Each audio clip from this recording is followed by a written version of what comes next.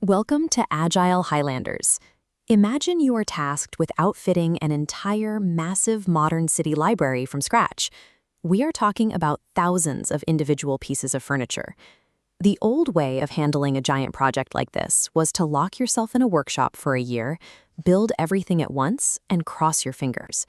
But doing it that way usually meant backing up a delivery truck only to discover the hundreds of chairs you just built do not actually fit under the library tables. This is where Scrum comes in. Scrum is a lightweight framework. Think of it as a steady rhythm that helps you break an intimidating, massive problem down into small, actionable steps. Instead of holding your breath for a single reveal at the very end of the year, this rhythm relies on checking your work and getting feedback constantly. By trading one terrifying do-or-die deadline for a series of steady steps, you take a chaotic project and turn it into something entirely manageable. You stop guessing and you start delivering real quality. To make this rhythm work, you need a small, tight-knit group. In Scrum, this starts with the product owner. They listen to the city's librarians, understand exactly what the library needs, and translate those needs into a vision for the rest of the group. The product owner keeps all those needs in something called a product backlog. This is simply the master list of everything required to finish the library, carefully sorted so the most valuable items, like the main reading tables, are tackled first. Next, you have the developers. In our workshop, these are the cross-functional artisans, the woodworkers and welders. They manage their own time and hold the sole authority on deciding exactly how the furniture gets built. Finally, there is the Scrum Master. This person acts as a servant leader. If a broken bandsaw or a confusing blueprint is slowing the artisans down, the Scrum Master steps in to remove that roadblock so the builders can keep their hands on the wood and their minds on the work. By dropping the traditional boss and worker hierarchy and splitting the responsibilities into these three clear roles, the team gains complete autonomy. They do not have to wait for permission from a distant manager, allowing them to build faster and better. The heartbeat of Scrum is the sprint. A sprint is simply a protected window of time, usually a month or less. During this window, the team takes a specific chunk of ideas from that master list and turns it into real, usable furniture. Every cycle kicks off with sprint planning.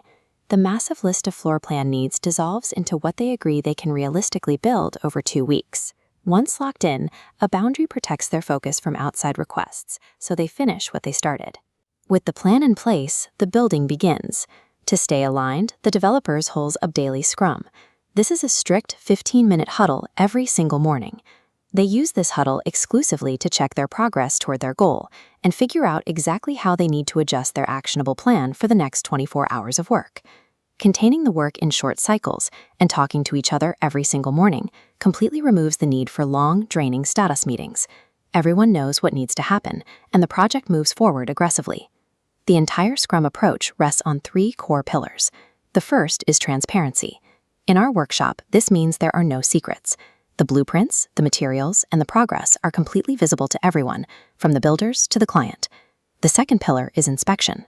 The team is constantly looking closely at the tangible furniture as they build it, checking for any wobbly legs or rough edges before they become bigger problems. That leads to the third pillar, adaptation.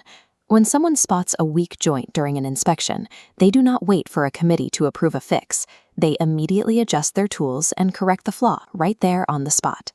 If you hide the blueprints, skip the inspections, or refuse to adapt, you lose the ability to solve complex problems. When these 3 pillars work together, you build trust with your client because they can see the quality taking shape with their own eyes. At the end of the sprint window, we hold the sprint review. This is where the finished, polished furniture is brought out of the workshop and placed right into the actual library. The client comes in, sits in the chairs, and leans on the tables.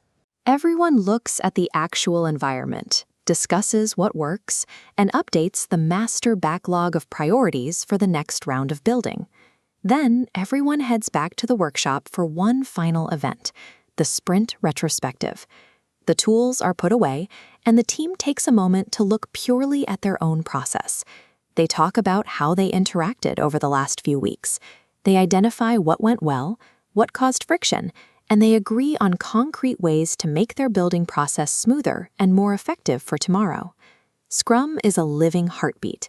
You plan a little, you build a little, and you learn a lot. For us at Agile Highlanders, this rhythm solves the most intimidating projects. It cuts through the chaos, keeps the team focused, and guarantees that every step delivers undeniable real-world value.